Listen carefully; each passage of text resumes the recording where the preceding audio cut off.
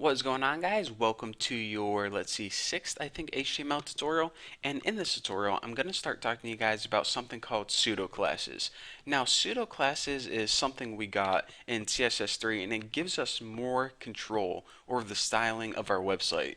So let me go ahead and add something. Again, I cleared everything out in my main CSS, so we're pretty much working with this main blank template.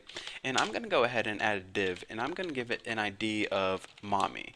Now, I'm going to be giving it this ID name because I want to represent how this is a parent of all the things inside it, because I can't remember in my XHTML tutorials if I talked to you guys about parents and children, but basically whenever you have a tag, anything inside that tag is the child. For example, this paragraph is a child of this div, and this div likewise is a parent of this paragraph.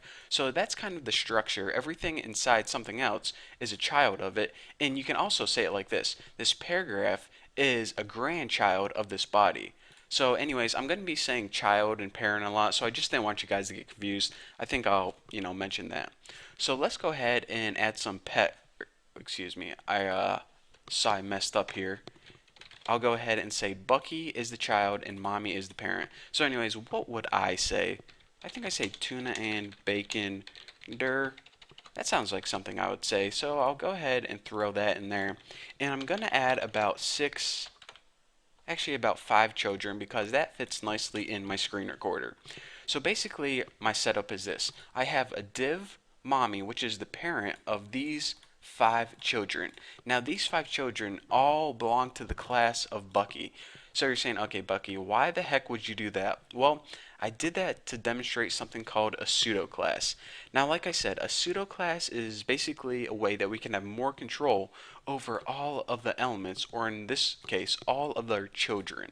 So let's go ahead and I'm going to show you guys an example of something called the nth child, which pretty much allows us to represent one of these children according to a number.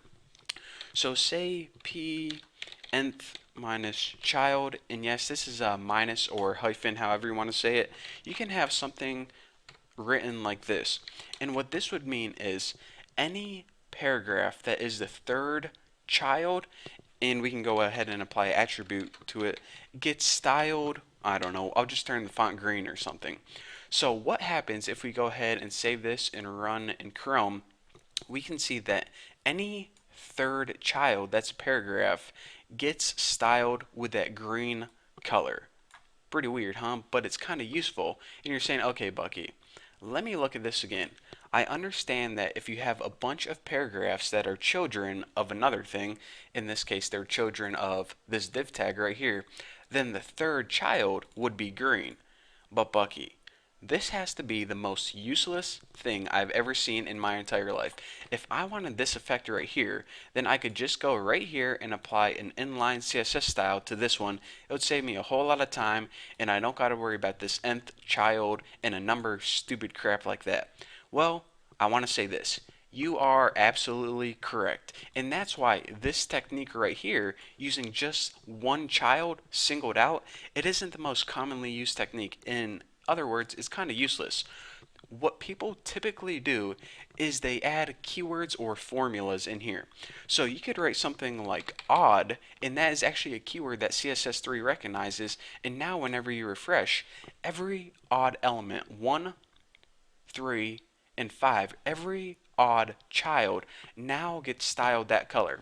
So we're saying, okay, that's kind of more useful, because then if I have a site that's maybe a list of links and I didn't know if there were going to be 10 links or 20 links, or maybe it's a cool site that changes every day. Now you could have every other one styled, and if you have a huge list of stuff, it's kind of useful to change every other color because then it's easier to see.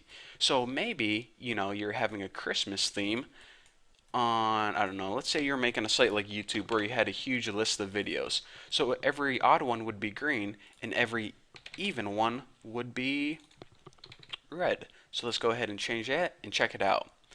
So every odd one is green, every even one is red. In Another way this comes in handy is if you have a huge table, like if you have an auction site like eBay or something, you could have every other row a different color, and it's going to make your items a whole lot easier to see. So not only with paragraphs, but you can also apply this to table rows, and it's going to make your life a whole lot easier.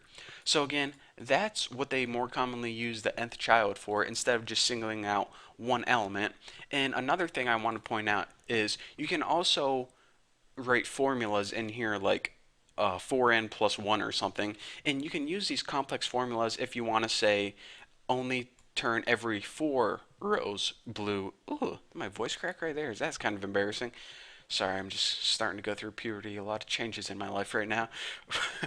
But anyways, if you want to like change every fourth row, like 4, 8, 12, 16, blue, you can do that using these formulas as well. But we don't got time for formulas for this tutorial. I got to move on to the negation pseudo classes in the next tutorial. I got crap to do. I got puberty to go through. So anyways, thank you guys for watching. Don't forget to subscribe, and I'll see you guys in the next tutorial.